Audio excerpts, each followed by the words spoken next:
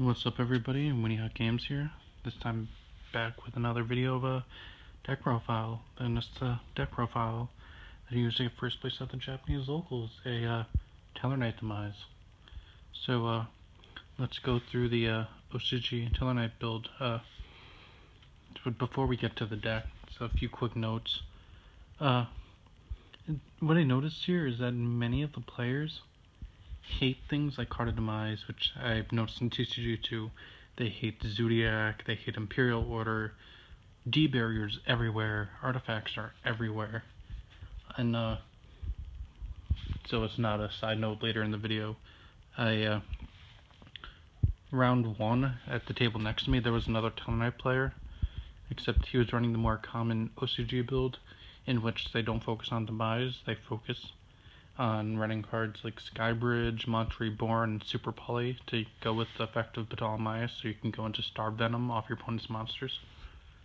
But anyways, let's go through a quick little tournament report.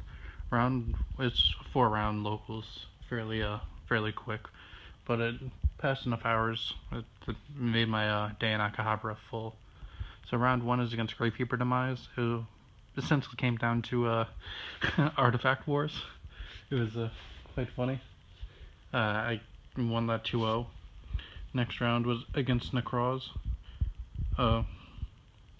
Yeah, they're very hard to face here, at least for Tellarfacts in OCG, because they still have Djinn, they still have Shurit, and it just reminds me of Necroz format back in the TCG, and how when I played Tellarfacts back then, I purposely had to play my deck to beat Necroz, and I kind of wasn't doing that this time, so the matchup was a bit harder. And he, even though I was able to hold him off, he'd always find a way to pull out the goods and win. He beat me both duels. So yeah, that was round 2. Round 3 was against Spellbooks. I don't have much to say about that. Spellbooks are the same as they are in TCG. The decks, the spellbooks, they don't have judgment. I don't really know what else I can say. Yeah, that was an easy match. And then round 4 was against Invoke Zodiac. That was a hard match. It went 2-1, and both games that I won first. And God knows how, I got really fucking lucky with my draws. I opened pretty much every single game of the locals with Imperial Order because of Duality, Card of Demise, or drawing it. But both games that I won, God loved me, I don't know, but I opened Sanctum, D-Barrier, and Imperial Order. So I'm honestly gonna say it was pure luck. It really was pure luck. But learned a lot about the deck and how invoked are actually insane. So yeah, now doing over the little tournament report, let's get into the profile. So 1, 2, 3 Denebs, obvious. 1, 2, 3 Altairs, obvious. 1, 2, 3 Unaquila High, obvious. And then 1 Vega, obvious. Or not Vega. 1 Vega actually isn't obvious. I've seen many people running 2 recently. I ran 1, especially with Demise, I'd rather have better normal summons. And Vega Lock is a thing, and you don't like getting stuck in Vega Lock. So yeah, it's really wasn't that fun. So I only ran 1. Also, side note, against Necroz player, I almost brought it to game 3, but in game 2, the OCG likes the main deck DD Crow, and he hit me with the DD Crow, stopped my Call of the Haunted, and just won for game. So yeah, more monsters, 2 Artifact Scythe. This card just wins so easily. It's such an important card in the upcoming meta. And 1 Artifact Moral Talk. It's a 2 here. I don't own 2. I probably would have ran 2 if I could. Now into the spells. 1, 2, 3. Card of Demise, the centerpiece of the deck. 2, 3. Card of Demise is right hand man.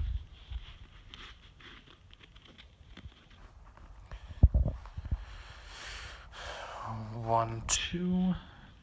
Added these kind of last second, but I thought spell trap removal in the main was important. And then one, Rhoda is obvious.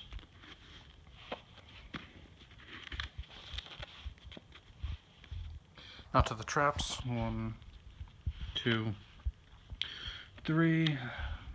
Nova Alpha. Honestly, the best card in Tellarfact. So, need 3 of it. It helps out a lot. 1, 2, 3. This card was literally fucking everywhere at the locals. You saw it by either player every single game. It got really annoying, so I had to play a lot more slowly, and thank God for Demise that allowed me to play slowly, because D-Barrier, good card. Definitely, probably the best card in upcoming meta, outside of the new hand trap that got revealed from Maximum Crisis a few hours ago. So, yeah. And 1, 2, 3. 3 Sanctum, quite obvious why you're on 3, and card's really good.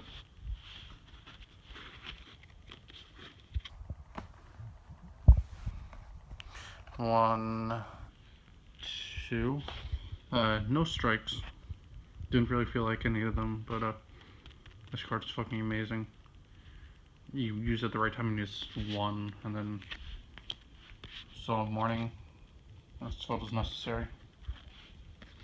Then Imperial Order and Emptiness. Don't know why the fuck that was unbanned, even with their Rada. It's fucking stupid. Like, you can Scrave Keepers round 1, the new Necro Valley Rada, which is also fucking stupid, is being played now in OCG. It's the legal text. So, legit, like I said, I got fucking lucky and would always open Imperial Order. But legit, I could activate Imperial Order, and all of a sudden I can start playing. So, yeah, this card needs to stay banned. There's absolutely no reason for this card to come back. Hopefully TCG doesn't bring it back. I would fucking love if it stayed banned. This card's broken, doesn't need to exist. And the final few cards. 5 special summons. That's really all it is. For Alpha Unified dumps or monsters getting sent by Alpha, stuff like that. Now onto the extra deck. You got the 1 diamond. Probably don't even need it, to be honest. But is there? 3 Trivier. Actually, what diamond was good against, even though I didn't play against DDs. DD was fucking everywhere at this locals. I just managed to get lucky and not play against it. And in the near future, DD is going to be everywhere in the TCG, so diamond would have been good in that matchup. 1 Deltaros. They were actually. It's quite interesting because since we have different rarities in OCG, they were quite shocked to see a lot of the rarities, and this one caught them off guard the most. And then 2 Tellarfact. This card actually created a lot of issues for me because only one other person there spoke English and he helped me sign up and stuff. So because this card was released recently and released at a time when Tellarfact were no longer relevant, this created major issues because I couldn't read my card and nobody knew what the hell this thing did.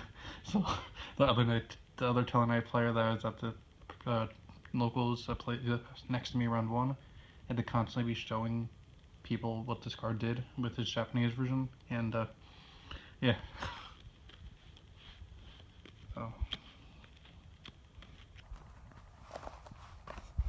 then we run the 1 Ramnagod, 1 Emerald. Emerald is very important in this, and Zodiacs, and multiple decks. 1 Tsukuyomi.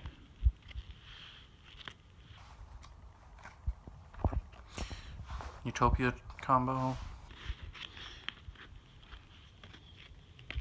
Castell.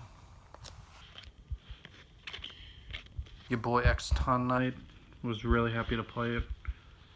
didn't really need it. It like didn't come up, but I was really happy to be able to play it. And then Cowboy. Now moving on to the side. You have one Naruto. This has been my space divider in this deck since, damn, what, 2014, 2015, but Naruto Goku. Then, because this card's at 3 here, might as well run 3.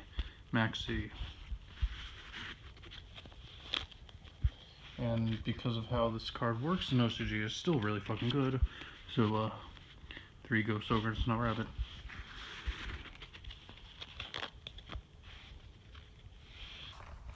Then 2 Artifact Lancia for the possible Infernite matchup, Cosmos, stuff like that.